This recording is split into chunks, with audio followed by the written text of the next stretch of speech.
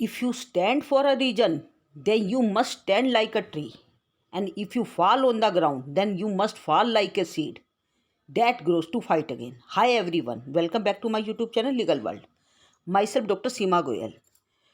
In this video, I will discuss with certain legal words that are necessary to know for everyone.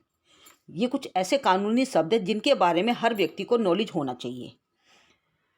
सबसे पहला आपका शब्द है constitution, जिसको हिंदी में कहते हैं संविधान। Constitution means that is the fundamental legal document that establishes framework principles and laws by which country is governed. Means ऐसा मौलिक दस्तावेज या मौलिक कानूनी दस्तावेज जो ढांचे, सिद्धांतों एवं कानूनों को स्थापित करता है और जिसके द्वारा एक देश शासित होता है, ऐसे दस्तावेज को कहते हैं constitution. And the second legal word is judicial. Judicial means न्यायिक।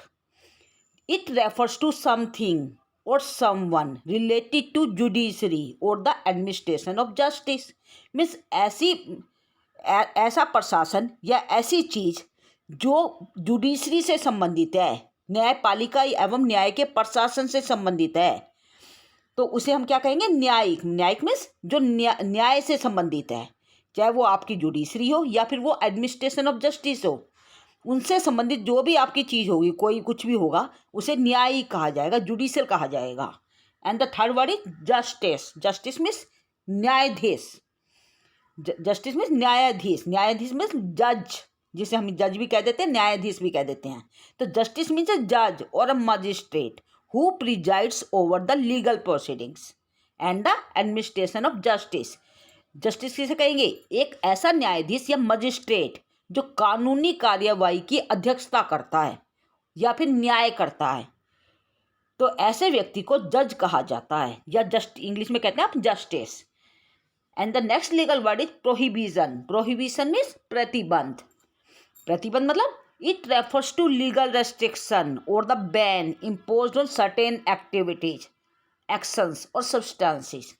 मीन्स कानूनी रूप से आपकी गतिविधियों पर प्रतिबंध लगाना, रोक लगाना। तो क्या बताया? कानूनी प्रतिबंध या कुछ गतिविधियां, कार्य, पदार्थों पर लगाए गए प्रतिबंध, उनके ऊपर जो रोक लगा दी जाती है कानून के द्वारा, हम क्या कहते हैं? उसे प्रोहिबिटेड बाय द लॉ। कानून के द्वारा उसे प्रोहिबिट कर दिया गया है। Next word is probation. Probation किसे कहते हैं? हिंदी में कहते हैं परिवीक्षा। It refers to a period of supervision और कंडीशन न रिलीज। मीन्स यहाँ पर एक सुपरविजन के लिए कंडीशनल, मतलब एक कंडीशन पे किसी व्यक्ति को जो सजा काट रहा है उसे रिहाई दे दी जाती है, तो उसे क्या कहते हैं? पर्यवेक्षण, परिवीक्षा कह देते हैं, प्रोबेशन कह देते हैं। तो प्रोबेशन मीन्स हिरासत में पूर्ण सजा काटने की बजाय एक अपराधी को सशर्त रिहाई, सशर्त मतलब शर्त के साथ उसे एक रिहाई दी जाती है कि आप वहाँ बाहर जा सकते हैं, परंतु जैसे ही हम कहेंगे हमारी शर्तों के अनुसार आपको मौजूद होना होगा, तो उसे कहते हैं प्रोबेशन पे छोड़ना। तो ये आपने अपराधियों के संबंध में सुना होगा। And the next word is contempt. Contempt means अवमानना।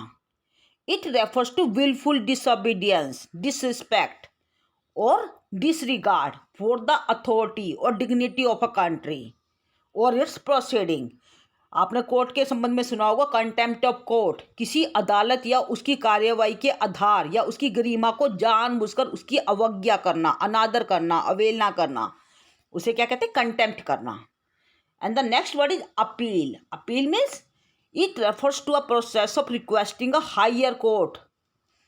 हायर कोर्ट को आपने रिक्वेस्ट कर रहे हैं, किस लिए आप रिक्वेस्ट कर रहे हैं? To review and reconsider a decision made by a lower court.